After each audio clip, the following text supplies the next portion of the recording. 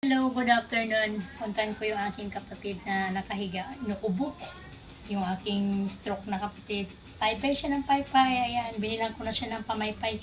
Dahil yung dating pamaypay niya mga kapaksil, tingnan nyo.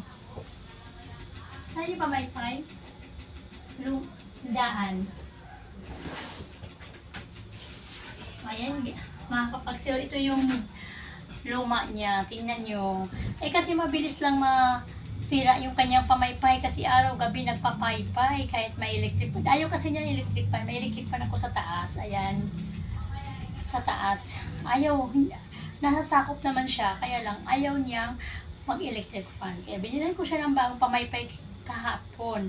Ayan. Malapit na naman masira. May nangalaglag na naman mga tangkay-tangkay na yan. Wala na. Ayan, tinanggalan ko muna siya ng pampers kasi nalamig ko muna yung kanyang puwet dahil nagsusugat yung puwet niya at saka yung egg niya. Ayan mga kapagsaw, kawawa naman, di ba?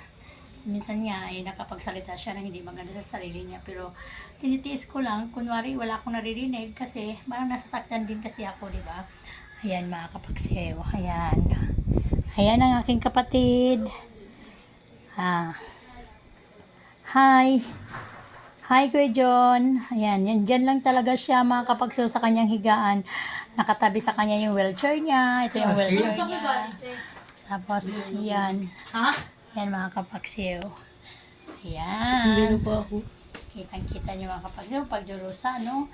Pero ganun lang talaga mga kapagsaw. Bye!